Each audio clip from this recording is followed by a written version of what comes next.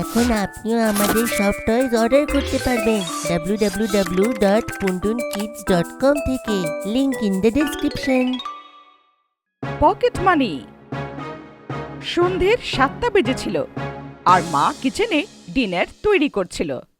চিঙ্কি নিজের স্টাডি টেবিলে পড়ে থাকা বইগুলো অ্যারেঞ্জ করছিল আর গাট্টু নিজের ব্যাট নিয়ে এমনি হাওয়াতে শট মারা প্র্যাকটিস করছিল।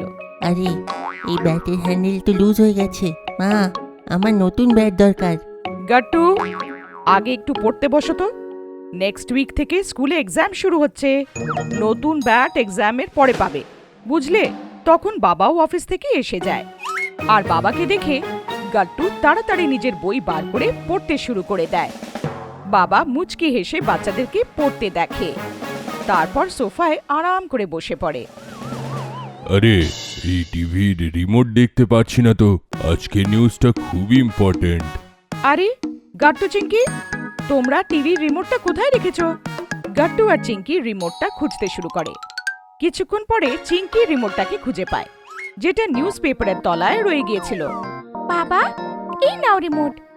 এই নিউজ পেপারের তলায় ছিল। আজকে নিউজ ইম্পর্টেন্ট কেন বাবা? কোনো ক্রিকেট ম্যাচ ছিল? না না, ক্রিকেট ম্যাচ থেকেও বেশি ইম্পর্টেন্ট। আমাদের আজকে বাজেট ডিক্লেয়ার হয়েছে।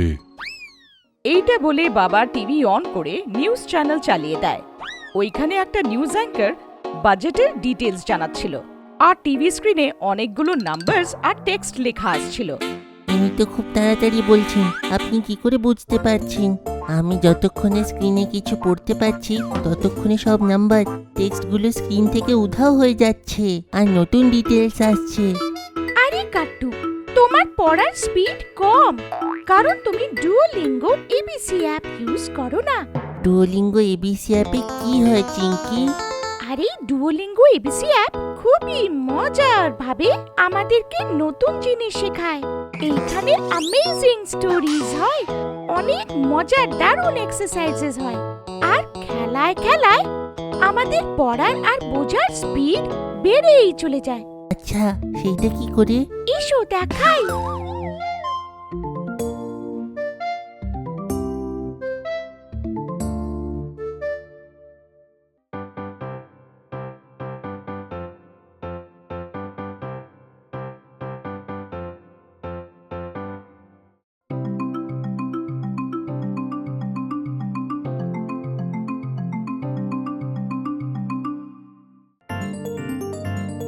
এটা তো খুব ভালো অ্যাপ চিঙ্কি। হ্যাঁ, এখানে নিচে ডেসক্রিপশনে লিংক দেওয়া আছে, তাতে ক্লিক করে কেউ খুব সহজভাবে ডুওলিঙ্গো এবিসি অ্যাপ ডাউনলোড করতে পারে। চিঙ্কির থেকে ডুওলিঙ্গো এবিসি অ্যাপটা বুঝে এবার গাট্টু মন দিয়ে টিভিতে নিউজ দেখতে শুরু করে। চিঙ্কিও বাবার সাথে নিউজটা বুঝতে চেষ্টা করছিল। এই বাজেট কি হয় বাবা? হ্যাঁ, আমিও জানতে চাই। ইনি তো অনেক টাকার কথা বলছেন, লক্ষ কোটির ব্যাপারে। আরে, তোমরা দুজন এখন খুবই ছোট, বড় হওয়ার পরে বাজেট বুঝতে পারবে। ততক্ষণে মা কিচেন থেকে চলে আসে আর বাচ্চাদের কৌতূহল দেখে হেসে বলে, আচ্ছা, আমি সরলভাবে তোমাদেরকে বাজেটটা বোঝাই। বাজেট আমাদের দেশের বই খাতা হয়, যাতে আমরা ডিসাইড করি যে দেশে এত টাকা পয়সা কোথা থেকে আসছে আর আমরা ওই টাকাগুলোকে কোথায় আর কত অ্যামাউন্টে খরচা করব।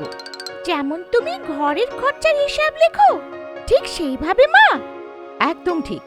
যেমন বাবার স্যালারিকে আমরা ইনকামে লিখি আর বাড়ির সব খরচাকে, যেমন আশকা বাড়ি, স্কুলের ফিস, লোনের ইএমআই, সেভিং, শপিং আর এন্টারটেইনমেন্টের খরচা, এইসব এক্সপেন্সেসে লেখে। যেমন বাড়ির বাজেট তেমনি দেশের বাজেট। হ্যাঁ, এখন বুঝতে পারলাম। এই তো একদম সোজা ছিল, বুঝে গেলাম আমি। কিন্তু এখন শুধু থিওরি বুঝেছো, প্র্যাকটিক্যালও করে দেখাতে হবে। মানে আমি তোমাকে 500 টাকা দিচ্ছি এই মাসের পকেট মানি, আর মাসের শেষে দেখবো তোমরা এই 500 টাকার কেমন বাজেট তৈরি করলে আর কেমন ইউজ করলে, ঠিক আছে? এটা তো খুব ভালো আইডিয়া।